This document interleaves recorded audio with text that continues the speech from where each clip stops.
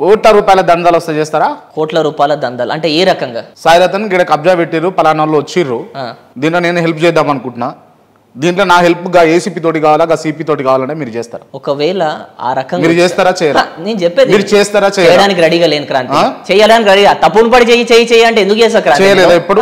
ఎందుకు చేయాల్సిన అవసరం కూడా నాకు లేదు. చేసిరా? చేయలేదు చేయలేదు కూడా, చేయలేదు కదా, చేయాల్సిన అవసరం కూడా లేదు, చేయను కూడా.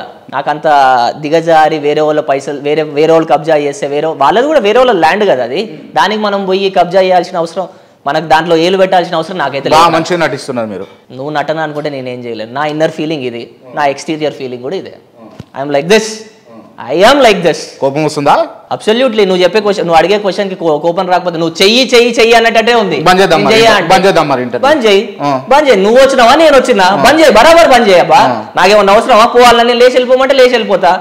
అడగాల్సిన చాలా ఉంది, అడగాల్సిన చాలా ఉందంటే బంద్ చేద్దామంటే బంద్ చేద్దాం బరాబర్. దానికి నువ్వు అడిగే తీరు బాలేదు కదా. నువ్వు చెయ్యి అనేటట్టు ఉన్నది. నేను కబ్జా చేయని నేనేం తప్ప నాకేమో అవసరం? ఒక మాట, నేను దాని గురించి పోలీసు వాళ్ళని ఇన్ఫ్లుయెన్స్ చేయాల్సిన అవసరం నాకేమున్నది చెప్పు?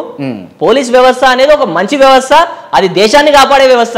దాన్ని ఇట్లాంటి చిల్లర పంచాయతీలకు యూజ్ చేయాల్సిన అవసరం నాకు అసలుకే లేదు. రైట్. చిల్లర పంచాయతీలకు యూజ్ చేసిన మీరు ఏమని తిడతారు చెప్పండి ఒకసారి, తిట్టండి చూస్తాం ఆన్ కెమెరా. బూతులు మాట్లాడే ఎంకరేజ్ చేయాల్సిన స్థాయి నాది కాదు. మేము బీపులు వేసుకుంటాం చెప్పండి. నువ్వు బీపులు వేసుకున్నా నాకు అవసరం లేదు, నేను మాట్లాడా. నేను I will tell in English if you want. They are kind of English లో తిట్టండి.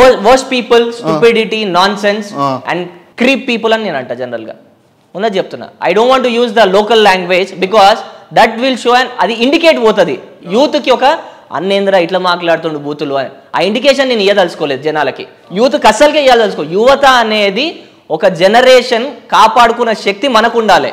మనం దాన్ని స్పాయిల్ చేయడానికి రెడీ లేను. నువ్వు బీపులు వేస్తా, అవేస్తా, ఇవేస్తా అన్న కూడా నేను మాట్లాడా. ఆ విషయంలో టెంప్ట్ కూడా కాను. I know my values, I know my core, I know my ethics. I stick on to it. బాజాబ్గా దానికే నేను స్టిక్ ఆన్ అవుతా నేను. ఇప్పుడు కోపం అవుతారు కానీ కోపం కాకుండా ఉంటా అంటే ఇంటర్వ్యూ కంటిన్యూ చేద్దామన్నా. అయిదాం, దానికేముంది? అదేమన్నా పెద్ద పని? అదొక మన పాటలో, మన బాడీలో ఒక పార్ట్ కదా అది. దానికేముంది? కంట్రోల్ చేసుకుంటారు. కొద్దిగా నువ్వు టైం ఇస్తే, స్పేస్ ఇస్తే, వేరే మంచి రీజనబుల్ క్వశ్చన్స్ అడిగితే విచ్ ఇస్ గుడ్ ఫర్ సొసైటీకి మంచి క్వశ్చన్లు అట్లా ఉండేవి కానీ మీరు ఎక్స్పెక్ట్ చేసినా నా అట్లా ఉండేవి. కానీ స్టోరీ ఏంది అని అంటే సాయిరతన్ పిల్లలను వేసుకొని తిరుగుతూ ఉంటాడు, పిల్లలను ఫాలోయింగ్ కోసం వాడుకుంటా ఉంటాడని నేను అంటా. మీరు ఏమంటారు? నా చుట్టూ జనరల్గా జనాలు ఉంటేనే నాకు నచ్చదు క్రాంతి, నీకు అది తెలియదు. నాకు జనాలు ఉంటే కొద్దిగా ఇబ్బంది ఫీల్ అవుతాను నేను. ఇప్పుడు ఇబ్బంది ఉందా ఇంతమంది కదా? ఇక ఆ క్వశ్చన్ అడిగితే నేను ఏం చెప్పాలి దానికి? అది వేరే సిచ్యువేషన్, ఇది వేరే సిచ్యువేషన్. నా అంతటా నేను ఒక్కరిని కూర్చొని పుస్తకాలు, నా పని, నా డాక్యుమెంట్లు, నా ఆయన చూసుకోనికే నాకు సరిపోతుంది. నేను జనరల్గా జనాల మధ్యలో కూర్చొని వాళ్ళందరూ జైలు కొట్టుకుంటా కూర్చుంటే నాకు అసలు I don't like those all stuff. సరే, రైట్. అందుకోసమే మీరు ఖాళీ ఉండడం కోసమే హైదరాబాద్లో టిఫిన్ చేస్తే ఫ్లైట్లో లంచ్ చేస్తారు. అంటే నువ్వు ఏ రకంగా అడిగినావు నాకు అర్థం కాదు. ఉండరు ఎక్కువ అంటే పోడు అప్ అండ్ డౌన్ ఆటోలో కనుక హైదరాబాద్ టు సికింద్రాబాద్ పోయినట్టు మీరు హైదరాబాద్ నుంచి బెంగళూరుకు లేకపోతే బయట వేరే కంట్రీకి పోయేస్తూ ఉంటారు. అది నా బిజినెస్ కదా క్రాంతి. బిజినెస్లకే వేస్తారా? మరి బిజినెస్ కాకపోతే వేరే నాకేమన్నా షికార్లో పోనీకి ఏమన్నా పైసలు తగలబెట్టుకోనికి ఏమన్నా ఆనందం? ఒక మాట నాకు అర్థం కాదు. నాకు పనులు ఉంటాయి, నా కాంట్రాక్ట్లు నాకు ఉంటాయి, నా పనులు నాకు ఉంటాయి, తిరగాల్సి వస్తుంది. నువ్వు అడిగిన క్వశ్చన్ 100% రైట్, నేను కాదని నేను అంటలేను. I will have at least 1 meal in the fly. ఒక మీల్ నేను ఎయిర్లో తింటాను, అది పక్కా 100% నేను ఒప్పుకుంటా.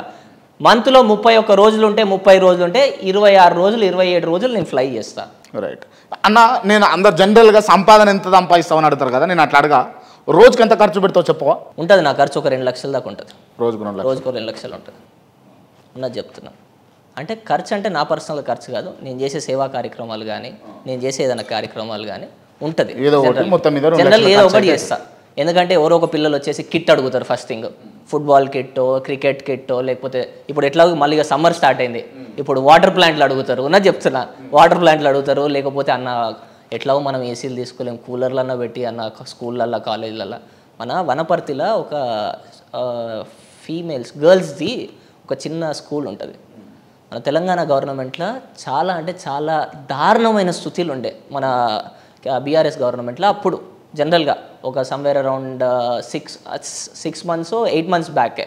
నేను గవర్నమెంట్ని తప్పని నేను అంటలేను, జనరల్గా ఆ సిచ్యువేషన్ అట్లుండే. సో ఆ ప్రిన్సిపల్ నాకు లెటర్ రాసి, సార్ మాకు ఒక నీళ్ళు తీసుకుంటాం కొద్దిగా, ఎందుకంటే ఇవి చెప్పేటప్పుడు కొద్దిగా ఎమోషన్ ఫీల్ అవుతా క్రాంతి, ఏమనుకోకు. ఎందుకంటే స్కూల్లో చదివే పిల్లలు కదా, బయట వాళ్ళు అంటే ఏమన్నా అనుకోవచ్చు. చిన్నపిల్లలకి వాళ్ళ ప్రిన్సిపల్ ఒక లెటర్ రాసిండు, సార్ మాకు తాగడానికి వాటర్ సరిగ్గా లేవట్లేదు సార్, బయట నుంచి తీసుకోవాల్సి వస్తుంది సార్, డైలీ 60 రూపాయలు ఒక క్యాన్ అవుతుంది సార్, పిల్లలు చాలా 600 మంది దాకా ఉంటారేమో పిల్లలు, నాకు ఐడియా లేదు, 600-500 మంది అయితే పక్కా ఉంటారు starting from 1st to 10th class వరకు.